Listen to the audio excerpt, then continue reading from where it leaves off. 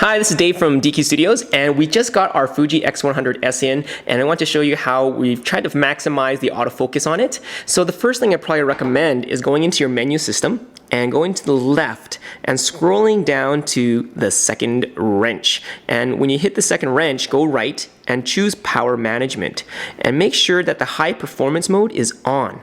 And this will make the autofocus a little snappier, at least in good light. And in poor light, nothing will really help you, but we'll show you a workaround for that too. So to get out of the menu system after you've chosen that, press OK, and you can press halfway on the shutter and it brings you back to shoot mode.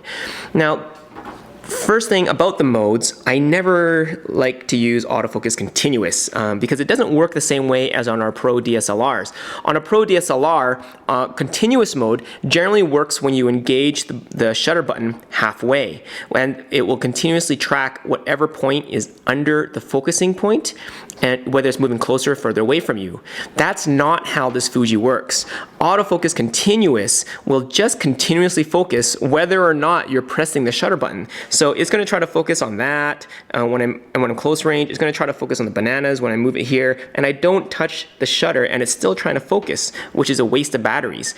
The worst part is in autofocus continuous mode that it will not track a moving object even if you're in the burst mode drive, all right? So if you're in burst mode and you try to catch somebody running towards you and you lay on the shutter, right? Well, only the first frame will be in focus, and it will no longer do anything with the focus after you're pressing and holding the shutter button down to take multiple pictures. That kind of defeats the purpose of autofocus continuous, I believe.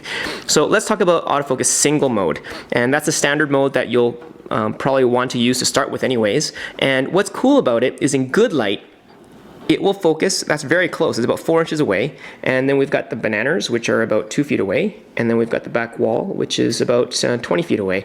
And you'll notice that I didn't have to go to the macro mode and go and force it to go close up. In good light at least, which is really nice. So in good light, the focus is actually pretty decent, and now oh yeah, there you go.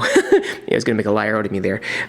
But you can go close up, it can go far away, and you'll notice that the exposure in here right now, we're dealing with about f2, shutter speed of 1/400th and ISO of 400. So it's decent light here that we've got. So right now it's very nice and quick and snappy, but you can also change the size of the little focus point as well. You can press up on the command or the dial here, and from here you can use the little rotator left and right, and left will make it go smaller and then right will make it go bigger.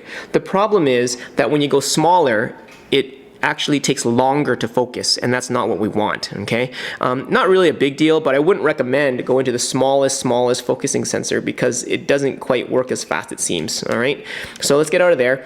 Our preferred way to work with autofocus is this. Let's switch it to manual focus. And what manual focus will do is disengage focusing from the shutter button. So if I press this halfway, it'll preview the exposure, but it won't autofocus for me.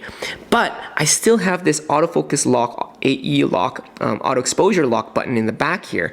And whenever I press that button, it will autofocus. And so I still have all the power, but it disengages the autofocus from the shutter, which is awesome for me, all right? So right now you'll notice also that I don't need to go into macro mode to get close up in good light, mid-range at 2 feet, and far away. And it's very certain, very accurate, which is nice.